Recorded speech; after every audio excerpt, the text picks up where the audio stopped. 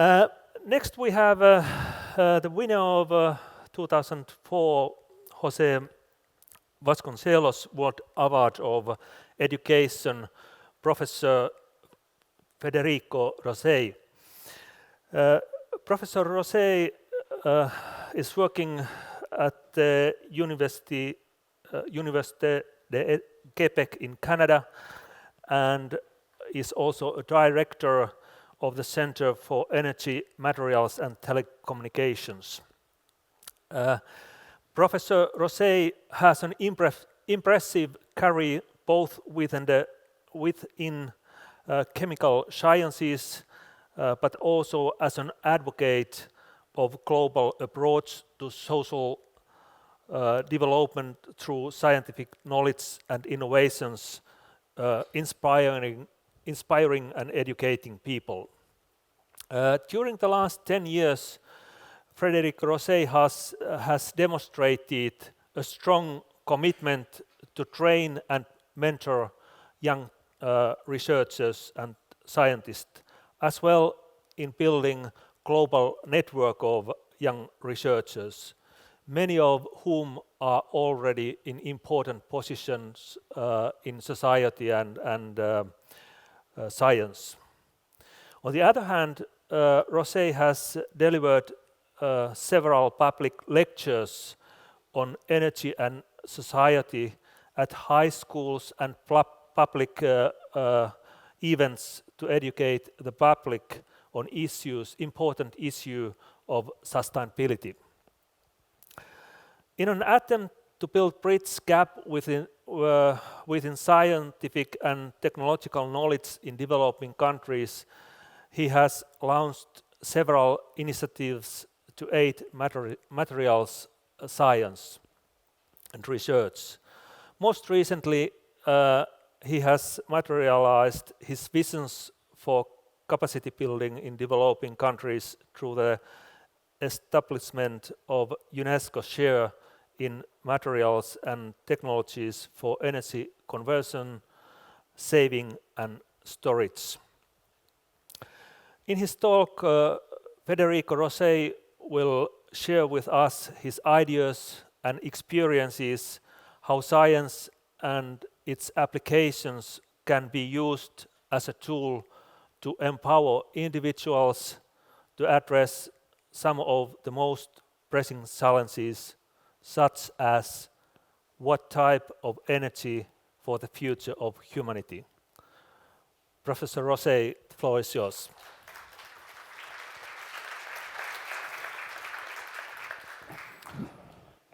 Thank you for the kind introduction, and actually a couple of remarks.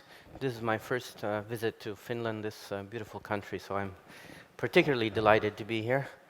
And also I just wanted to mention that I have never met Sir Philip Cohen before, and we certainly did not coordinate our presentations. Nevertheless, there will be two references in my presentation that are geographically identical to his. I find that to be a strange coincidence. So, I'm originally from Italy, but I have been a guest in Canada, which now feels like home, for 12 years. I live in the Francophone province of Quebec, and I am particular on the island of Montreal. Our center is located here in the suburbs, and since it's an inverse commute, it's only half an hour for about 25 kilometers. Now, INRS is one of the members of University of Quebec. University of Quebec is a network of universities across the province, and what distinguishes us is that we are a graduate-only institution. We only grant degrees at the master's and PhD level, so we really have a focus on research. And now, you might imagine that the climate in Montreal is somewhat similar to the climate in Finland, so we started having a little bit of snow while I got here, and in a couple of weeks this will be my landscape, and this will probably last until April. So the other day when I arrived at the reception of the Hilton, the receptionist said, This is not the best season to visit Finland. It gets dark very early. There's not much of sunlight. I said, yes, I know. I lived in Denmark for a year and a half. I know how it is. And he said, unfortunately, there is no snow yet. Snow is so nice. I was about to say, sir, I have enough snow in Montreal. I can ship it to you if you want more snow. There is no problem. I think I've already seen more snow in these 12 years than I want to see in my whole life. Anyway, so there are three grand societal challenges: clean and sustainable energy, preserving and protecting the environment, and improving our health and quality of life. So you've seen a very inspiring lecture by Sir Cohen about health-related research. But what I will try to convey to you is the importance of the energy challenge. This is a direct quote from this essay. I rephrase it by saying that I believe energy is humanity's greatest challenge in the 21st century. And now let me tell you why. First of all, you have to consider that those three challenges are closely interrelated. So the choices we make in the type of energy we use are going to have an impact on the environment. And in fact, our widespread use of fossil fuels has led to climate change, acidification, desertification, habitat loss. And of course, the kind of pollution that is caused by fossil fuels also leads to health problems and challenges. So first of all, you have to take into consideration that those challenges are closely interrelated. And if we use clean energy, then at the same time, we're protecting the environment and we're not causing an impact on health. Now, historically, let's see how we have been doing. This is an average American family, a picture from 1970, and they're surrounded by the barrels of oil that they consumed annually. And now, about 40 plus years later, this consumption has actually increased by 40%. And the world's thirst for oil amounts to about 1,000 barrels per second. I will continue with a disclaimer. I want to promote an awareness here. I do not have easy solutions. In fact, our current understanding is that there is no one-size-fits-all solution. We do not have a credible replacement technology for fossil fuels today. And one of the things we need to do is to save energy, to buy time as we develop new technologies. We also should be aware that the price of oil correlates with everything we do, extraction of raw materials, food, real estate. And this means that if we want to save energy, well, we have to spend our current energy resources, and that of course, complicates the issue. There's catastrophic consequences on the environment, and therefore also impacts on health. And there is one issue that people do not really understand or do not like to talk about, and that's sustainability versus population increase. Now, this graph intends to show you that we use a lot of energy, but in particular, availability of energy is crucial because it is embodied in any types of goods, and it's needed to produce any kind of service. So if you want to improve people's standard of living, you need energy. And you see here, this is a Human Development Index going from 0 to 1, 1 being ideal standard of living, let's say, and 0 being, of course, the worst situation possible. And I want you to appreciate this threshold value here. It's plotted against annual per capita electricity use. And you see here, this threshold value is very interesting because what it shows you is that all the rich and developed countries are more or less beyond this threshold value in terms of the annual per capita use. And yet, a much larger per capita use only leads to a very marginal, very small increase in the Human Development Index. I'm sorry to say that Canada, in this case, is far to the right, and we fare worse than our southern neighbor in this particular instance. It's something I'm not very proud about, but it is our reality, due in part to the fact that hydroelectric energy, electricity in North America is very cheap, and that's one of the reasons why we're far out here. But what this tells you is that in Canada and the US, we could reduce our electricity consumption annually to about this level, and we would really not see a significant drop in our standard of living. On the other hand, you see here all the developing countries, as well as the Middle East and Eastern Europe, and Central and South America and whatnot. And in each case, you see that a small increase in per capita electricity use leads to a jump in development.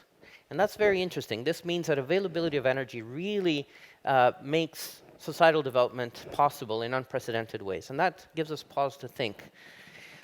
And this is closely related to the image of the Earth at night from a satellite. Of course, it's patched together from many images due to time differences. What this tells you is that there is an incredible waste of energy and that the availability of energy is strongly unequal.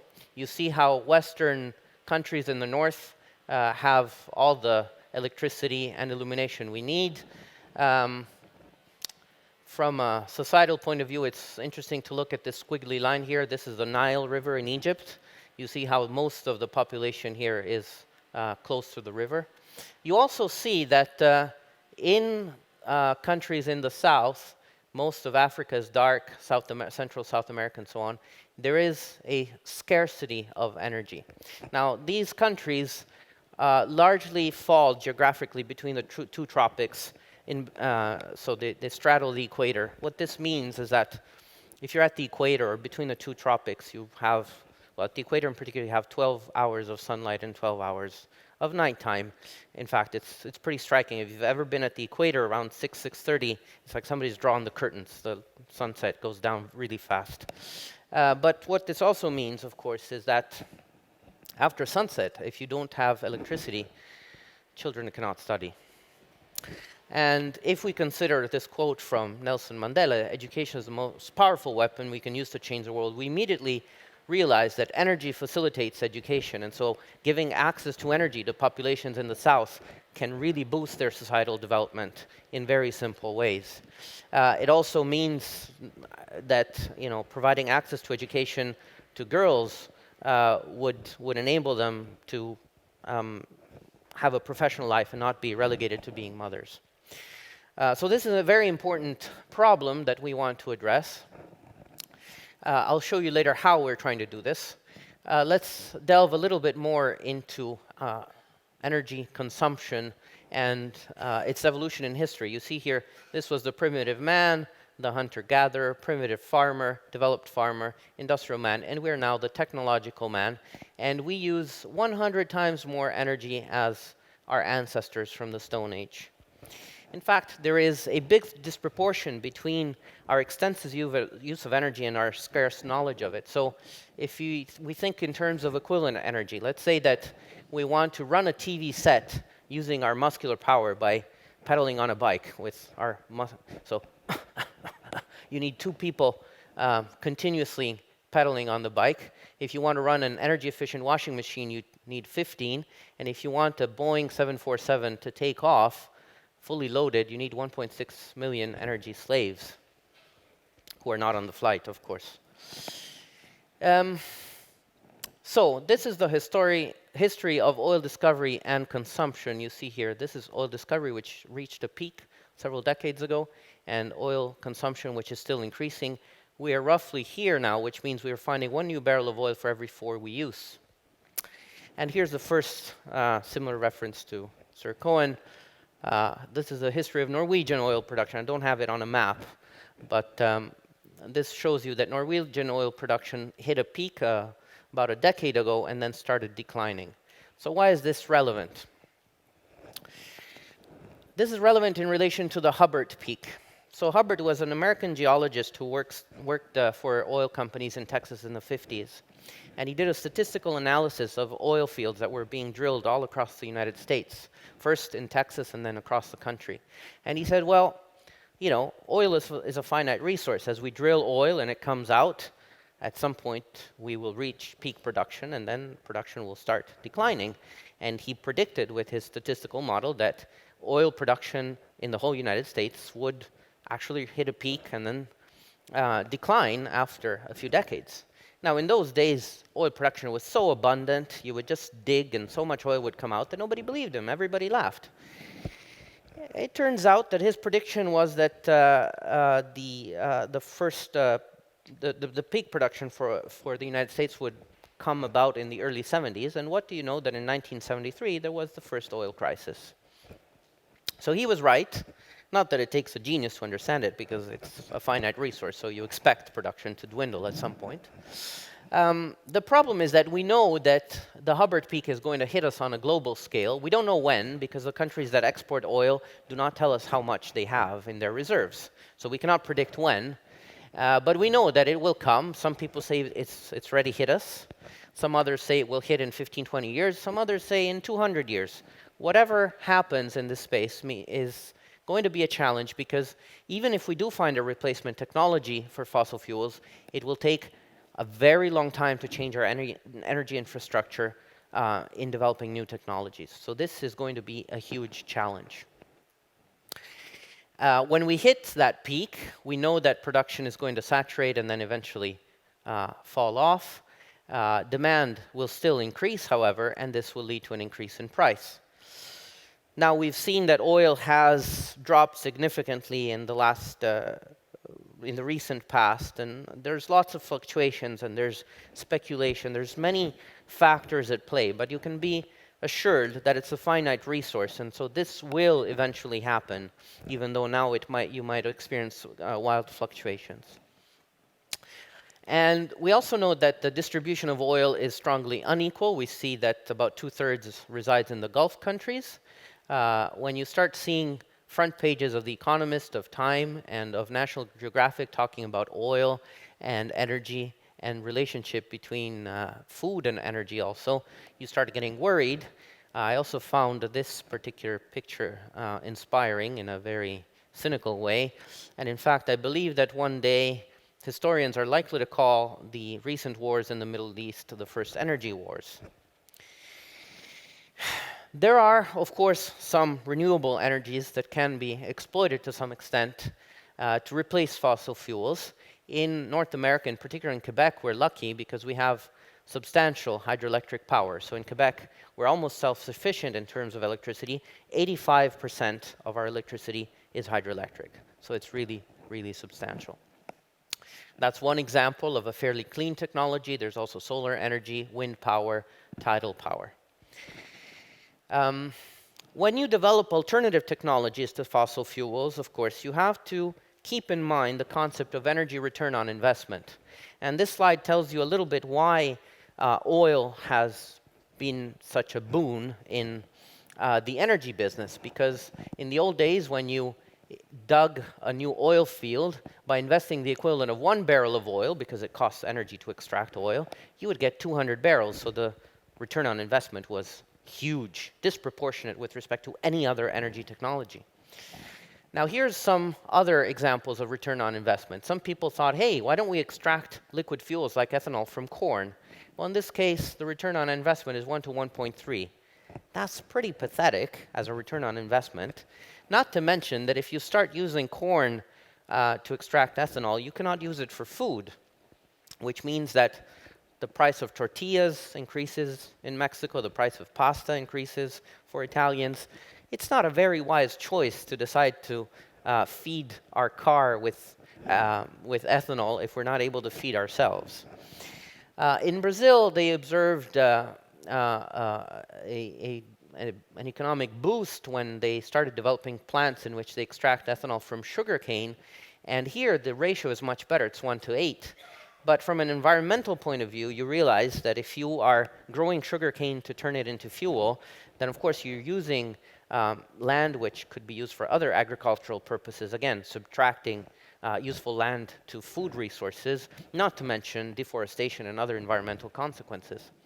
This is another Canadian example that I'm not very proud of, the Alberta tar sands, in which the ratio is 2 to 3, which is barely acceptable. It's slightly better than corn. And again, there's huge consequences on the environment. The destruction of the environment in Alberta is really something not to be proud of. Now, in this graph, which is from a few years ago, but still very accurate right now, you can see the disproportionate use of fossil fuels. Natural gas is this light blue here, coal, and oil. And they represent about 70 to 75% of the energy pie. Here are other forms of energy. Nuclear is about 5%. Hydroelectric is a small percentage, although in some areas like Quebec, North America, it's actually substantial. Here you have biomass and other. and that also includes solar. How many of you know the percentage that solar energy represents in the energy pie? Anyone? It's about 1%. It's about 1%. So that's the bad news. It's basically negligible. The good news is that it can only get better if you're an optimist. Now, what's the problem here? Well, there is an issue related to sustainability. World population increases at a rate of 200,000 people per day, which is 70 million per year, which means that every 15 years you have an extra billion people on the planet. And from this graph in physics today, you see world population as a function of time, and you see how world population has stayed essentially constant for thousands and thousands of years until the 1800s. That's the period which we refer to as the Industrial Revolution. But what is it that powered the Industrial Revolution? Anyone? What powered the Industrial Revolution? Which fuel? Coal. That is the first fossil fuel that humanity used on a large scale. And you see here that ever since then, population has been increasing exponentially. We can call everything that happened since then the energy revolution because fossil fuels have such an amazing energy density that they have led to incredible new opportunities, technologies, including the bus that took us here this morning, the power, the presentation, the computer. All this has been made possible by the availability of incredible energy resources. And this has prompted this exponential increase in population. Now, what we're trying to do here is feed exponential growth based on finite resources. If you know a little bit of mathematics, you will understand immediately that this is not sustainable. If you do not know a lot of mathematics, let me rephrase it for you. We know that one day we will run out of fossil fuels. It's not going to be today, and it's not going to happen overnight either. But the day we run out of fossil fuels, if we do not have a replacement technology, we basically have to go back to the population level before fossil fuels because that's what the planet can sustain without them. In the meantime, we developed nuclear, hydro, and solar, but we cannot sustain 7 billion people and counting without fossil fuels. That's what it means in terms of when we say what we're doing is not sustainable, that's what it means. When we run out of fossil fuels, we cannot be 7 billion unless we have a replacement technology. Now, let me give you some historical examples. Somebody introduced some reindeer on St. Paul Island off the coast of Alaska in 1910, and their energy was the grassland, and you see how they multiplied, and they grew exponentially in population. There were no predators, and at some point they overgrazed, so they ate the grass faster than it would regrow. And you see that they went extinct within about a decade. There's also the other example, the other coincidence with Sir Cohen, and that's the population of Easter Island, of all places. And you see how it grew exponentially until it hit a peak. Their energy were the palm trees. They used palm trees to make rafts to go fishing, so that was, pretty useful. Until they cut down all the palm trees to carry around the statues, the famous moai on the island. And, well, once they cut down all the palm trees, well, that was an issue. And so that started civil wars and so on. And there's an ancient insult in Easter Island which says, "Your mother's flesh hangs between my teeth." They became cannibals. And that's, if there is no energy to bring food to the supermarket, you start wondering, what am I going to do? How am I going to eat? And your neighbor might suddenly look appetizing. Now, in terms of world population, if you see this graph, this goes back to AD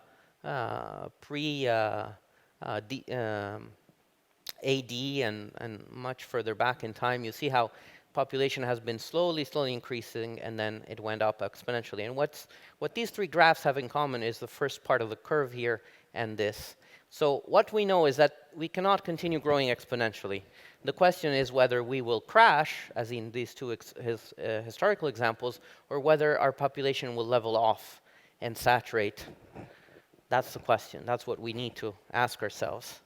And our energy, of course, are fossil fuels, and what they have in common here with the other two cases is that they are a finite resource. On the planet, we only have finite resources. The only source of energy external to the planet is the sun. There is nothing else that we have that that is going to last much longer than the planet itself. So our ability to harness the energy of the sun is crucial for the long-term survival of humanity on this planet. By the way, actually, I have a picture of myself next to the Moai. So it's similar to the one that Sir Cohen showed, but except that I'm interfering with the statues. And this was taken on the very day that I got the call from Lily Hernandez telling me, "You got the Jose Vasconcelos Award." And so it was one of the greatest days of my life. I was in a beautiful place visiting the statues, and I got this award that I was really not thinking I would get. And so it was particularly delightful experience. Yeah, I think I should speed up a bit. So, how can we address the energy challenge? We have an opportunity in material science today to make new materials by design. And we're looking particularly at materials that are very small and using nanoscale approaches to make them and exploit their properties. But let me emphasize these concepts here. Giacomo Ciamiciano was an Italian chemist, and over 100 years ago, way ahead of his time, he was an advocate of solar energy. In those days, he wanted to replace coal, but, well, today we would rather replace oil and natural gas and coal, but he was really way ahead of his time. And, of course, there's another quote from this essay: "Clean solar fuels would represent the most important breakthrough of modern science." And this is the reason why I give this type of lecture. We have the moral duty to inform the public of the urgency and complexity of the energy problem. Now, these are relative dimensions in nature. So you see an ant is about 5 millimeters. In each view graph, you see that we divide by 10. So here's then hair, mites, red blood cells, viruses, DNA, proteins, and these are individual atoms. So today we have microscopes and other techniques that allow us to actually go all the way down to individual atoms and molecules, characterize structure, understand properties, and by virtue of that, we're developing this concept of advanced materials by design. So until recently, we were basically taking like building blocks from the periodic table of the elements, just like Lego building blocks, and throwing them at random and making new materials. But now, we are increasingly able to place atomic and molecular building blocks in precise 2D and 3D locations, like this Lego car, although I doubt you can actually drive it, but we do get interesting properties by virtue of our approach of materials by design and nanoscale dimensions. So, the way we're doing it is we're trying to bridge across continents. And this is why we approached UNESCO, which has a flagship program for international education and North-South exchanges called UNESCO Chairs. This program promotes international inter-university cooperation and networking to enhance institutional capacities by sharing knowledge and collaborating. The priority areas of UNESCO Force are education, natural and social sciences, culture, and communication. And these chairs are instruments in which academic institutions pool resources to address pressing challenges and contribute to societal development. And they're think tanks and bridge builders between academia, local communities, research, and policy making. They influence policy decisions, create new teaching initiatives, research innovation, and they enrich university programs. So the idea is to strengthen North-South and South-South cooperation. In the UNESCO concept, South means poor, and North means rich. So paradoxically, Australia would count as North, and China would count as South. And I traveled extensively in developing countries to meet scientists and develop the network that I needed for this UNESCO chair. And you see the 2 essays that I wrote in the aftermath of conferences in Africa. This one here was following the MRS Africa conference in Tanzania. So I wrote this essay, Challenges and Perspective for Africa in terms of material science, with these 2 gentlemen here. And then I also attended MRS Africa at Victoria Falls in Zimbabwe. And here we wrote this short essay with my colleague, Materials Research in Africa, Rising from the Falls. I want to share with you this quote from Desmond Tutu because this is one of the enriching aspects of traveling so much. This is the concept of Ubuntu, which is a typically African concept, which is difficult to render in English. It means the essence of being human. You know when it's there and when it's absent. It speaks about humanness, gentleness, hospitality, putting yourself out on behalf of others, being vulnerable. It embraces compassion and roughness, and it recognizes that my humanity is bound up in yours, for we can only be humans together. Now, what is it that inspired me to create this UNESCO chair? Well, there's other institutions that have been advocates and committed to international exchanges, starting from the International Center for Theoretical Physics in Trieste, Italy, which is where I grew up as a teenager and where my parents still live. It's adjacent to the castle and park of Miramar in a very beautiful location. There's other examples here, but the ICTP was really the precursor of all these international institutes that perform north-south exchanges and that have made a substantial contribution to the history of modern science. And last month, I attended the 50-year celebration of the ICTP, which was founded by Abdus Salam, Nobel laureate in physics in 1979. His thought was, his motto was that scientific thought is the common heritage of mankind. In those days, he said mankind. Today, we would say humanity, but it's the same concept.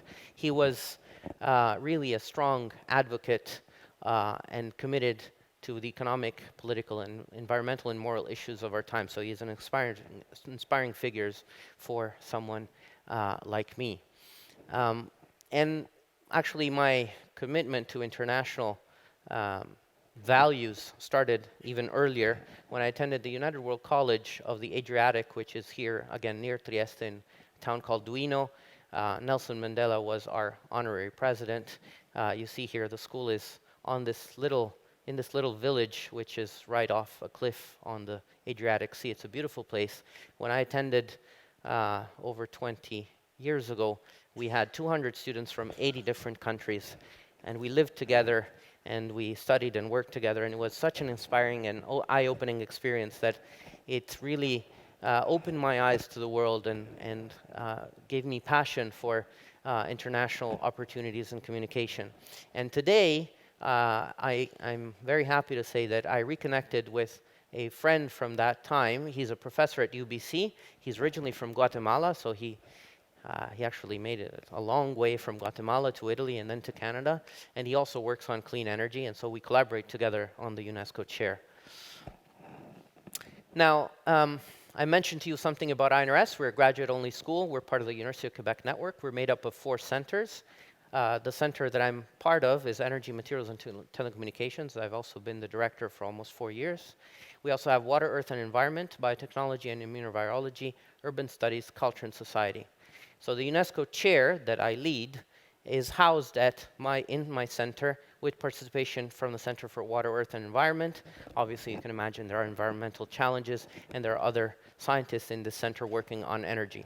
We kicked off with 2 PhD excellence scholarships with a young lady from China and a young man from Kenya this year. We also had a visiting scientist from Nigeria and a visiting student from Algeria. And we have a small endowment which we use to create these PhD excellence scholarships, and we plan to add to this by submitting proposals to dedicated funding agencies and through philanthropy, so through donations. And in fact, the Jose Vasconcelos Award is a very welcome award because I will donate it for more scholarships for students from developing countries. So I'm very grateful to the World Cultural Council as it will enhance our ability to train more students.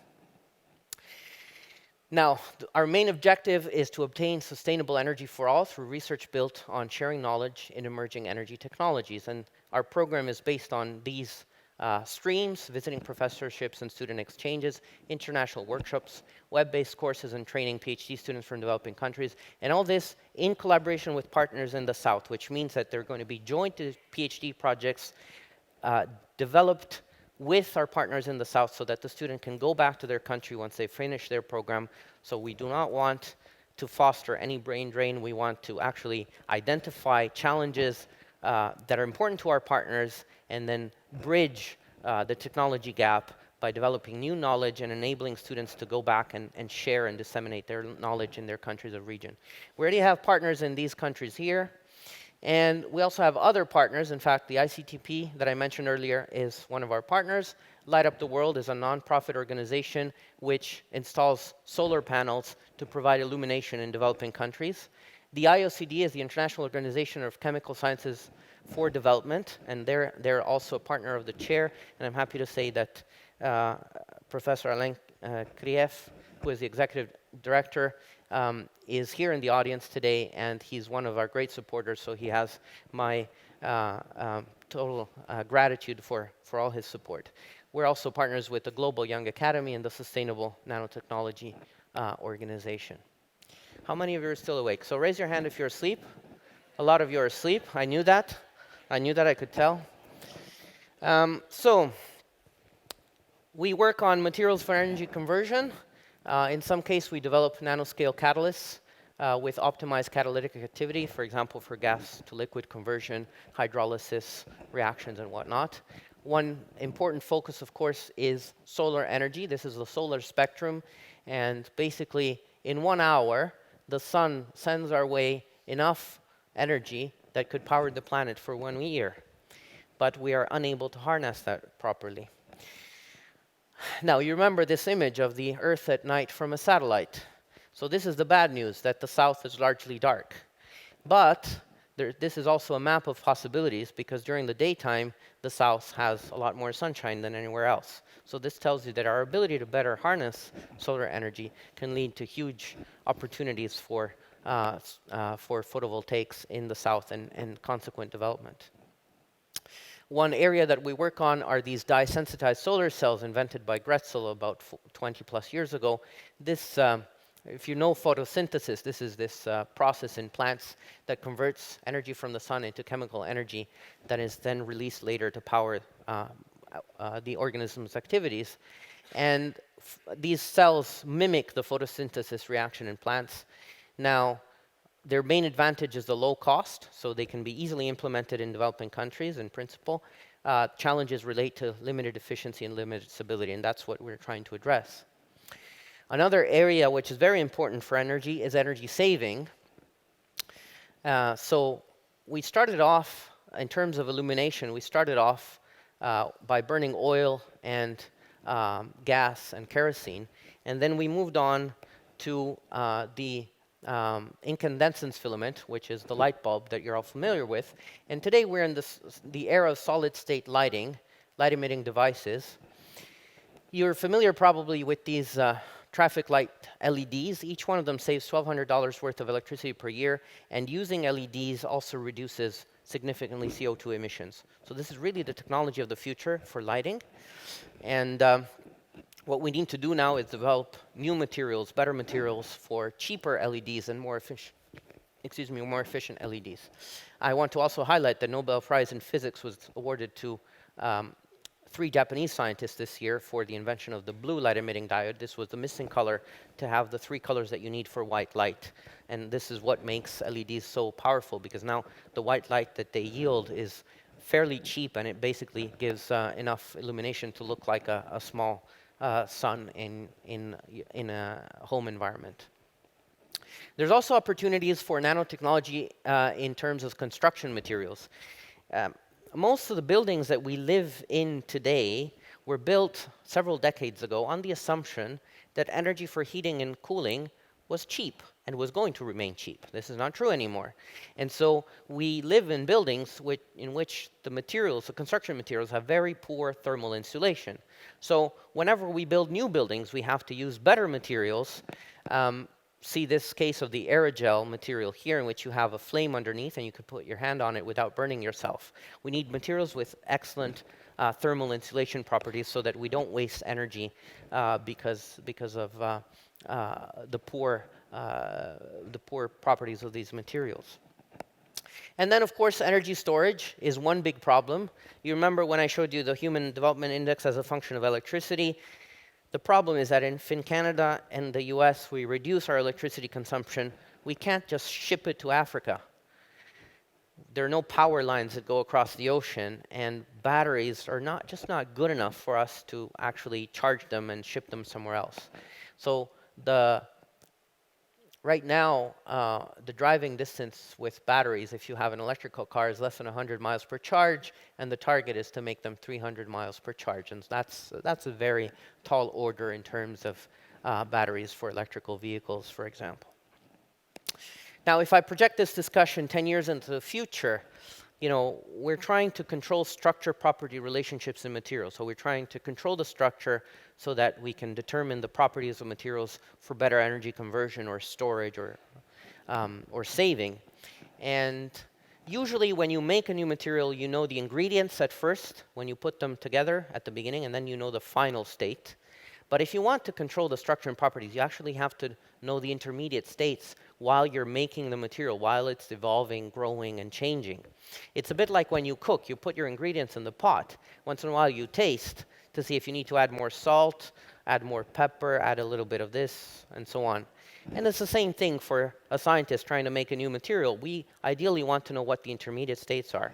And now there's this new technology, time-resolved electron microscopy. We got $15 million from the Canadian government 2 years ago to buy this kind of instrument, which will enable us to actually visualize the intermediate states while the materials are evolving. And this will greatly enhance our ability to control structure and properties. So, are we living through an energy crisis? Probably yes. Usually the word crisis has a negative connotation for us. Usually we think of crisis as a bad thing. But if we go to the origin of this word, it comes from Greek, and it means a divergence of paths or choice. So I asked a Chinese friend, how do you say and write crisis in Chinese? And it turns out that it's a composite character. And this first bit means danger, and this second bit means opportunity. So we are on a path of non-sustainability, which is very dangerous, but we also have an opportunity to actually do something for our future generations. And the choice is really up to us. This gives us pause to think about the choices we make and how they will affect our lives, our children's lives, and future generations. Now, you heard that I'm passionate about training young scientists, and to pull off this ambitious program, of course, I'm committed to the career development of young scientists. So if you consider what I've done in the last 12 years, I've trained over 100 young scientists at all levels from 28 different countries. And 12 of them are now professors in Australia, Austria, Canada, China, France, Italy, and Sweden. I didn't have any students from Finland yet. I hope soon. And I've also given over 400 lectures in 40 countries on all inhabited continents. Today is country number 41. So this is the international dimension of modern science, which I'm trying to exploit to the fullest for the benefit of the UNESCO chair and of bridging technology gaps across borders, geographical regions, and continents. I developed a course called Survival Skills for Scientists. I also wrote a book by the same title, which was published in 2006, sold out in less than a year, reprinted twice, and then it was also translated into Japanese. So you see that there's a version of my book that I cannot even read. And the course evolved from an informal course to a graduate course in our school, and then we transformed it into a 2-day workshop, intensive 2-day workshop. We did it at University of Montreal, twice in Australia at UWA, then at McGill, ETS and McGill again. And so it's a very popular course. We hold it now every year in Montreal. We have about 80 to 100 students attending, and they seem to find it a valuable exercise in terms of developing the soft professional skills that they need for their careers. And these are the lessons that I learned in terms of mentoring my group members and in terms of leadership. So be patient. That's really hard for me. I'm not a very patient person. Don't be afraid to take risks and to innovate. Treat your collaborators, students, and peers with respect. Actually, a friend of mine said, those who are under you, treat them with the greatest respect. Those above you, do whatever you want. Be supportive, especially during difficult times. Celebrate successes. Be enthusiastic and positive. Invest time and energy in outreach. Explain your work to others. This is very important because I find that scientists are not sufficiently committed to explaining their work and the importance of science to the general public. And the general public, the taxpayers, are the ones who fund our research. So they should be informed about what we're doing rather than think of us as people working in the ivory tower and working on irrelevant or weird problems. Originally, I wanted to tell you the story of the two grad students on the bike, but I'll tell you instead the story of the engineer and the frog. So there's a guy walking on the street, and he sees a frog. And the frog says, "Hey, hey, I'm a beautiful princess. I'm trapped in the body of a frog. Just give me a kiss. I'll turn back into a girl. I'll be your girlfriend. I'll do whatever you want. I'll be grateful forever. Anything you want." The guy just stares at the frog. The frog keeps talking. Come on, give me a kiss. I'll turn back into a girl. I'll do whatever you want." The guy picks up the frog, puts it in his pocket, and goes away. Now in the pocket, the frog gets agitated and says, "Did you hear me? Did you understand me? Come on, give me a kiss. Just give me a kiss. I'll turn back into a girl. I'll do whatever you want." The guy takes out the girl, looks at it and says, the frog looks at it and says, "Listen here, I'm an engineer. I don't have time for a girlfriend, but a talking frog? Now that's really cool." And that's the problem. The general public thinks of us as, someone who would prefer a talking frog to actually a human being and their companionship. So we have to change that and do something about it and show that we are people like everybody else, and we just have a passion for science and for what it can do for humanity. Be fit, practice sports. I've never been able to do that, but it is good advice nevertheless. Continue to learn and do new things. Help younger scientists find their place, create opportunities for them. I'm very passionate about this. Maintain absolute integrity. Do what you enjoy, work hard and have fun, and inspire others. Now, as I mentioned, I'm originally from Italy, so I want to quote Leonardo da Vinci. He said, "Tristo è quel discepolo che non avanza il maestro suo. Grim is the trainee who does not surpass his mentor." It is very important for me to give opportunities to my students because I want them to be better than me. I want my students, my postdocs, to have a better career than what I've done, as if they were my research children. How many of you have watched the movie Invictus? Okay, so for those of you who have not watched it, this is the story of Nelson Mandela when he's released from prison in the early 90s, and he is then elected as president of a new post-apartheid South Africa. And there's going to be the World Cup of Rugby in South Africa 2 years after his election. And he has this tall order of uniting the country in the post-apartheid era. And he thinks of sports as a way to rally the whole population around the rugby team. So he invites the captain of the rugby team for tea, Francois Pinard, and he says, "How do you inspire your team to do their best?" And Pinard says, "By example. I've always sought to lead by example." And Mandela answers, "That's right, but how do you get them to be better than they think they can be?" And that is the essence of leadership. When somebody comes to you and they say, "Well, this is the best I can do," and you show them that they can actually reach much higher. This is what I've learned in training all these young people, that they were all insecure, but by helping them believe in themselves and develop self-confidence, they could actually reach much higher than they ever thought they could. This, I find, is the essence of leadership, and I thought these words were very inspiring in that movie. So I owe a debt of gratitude to the funding agencies that supported us throughout the years, from the federal government and the provincial government of Quebec, and some from the United States, as well as companies and whatnot. And you see here, I have a list of collaborators from a bit everywhere. Students and postdocs are the ones underlined. These are the people who do all the work and deserve all the credit. I was asked yesterday by someone, "How do you do all the things you do?" And I said, "I actually do very little." In Italy, we have another saying, which goes like this: "Those who know how to do, they do things. Those who don't know how to do things, they teach. And those who don't know how to teach, they supervise." And I, of course, supervise a large team of people. And I would encourage you to visit us in Montreal. I warn you that we have only 2 seasons, the winter and the construction season. In the construction season, it's warm enough that we can have a water fight in the backyard. And so you see that colleagues and students bring their children, and we have a lot of fun. So you can visit, maybe give a lecture, and then you'll be invited to participate in our water fight if it's the construction season. If it's the winter, it's more likely to be a snow fight. And thank you very much for your attention.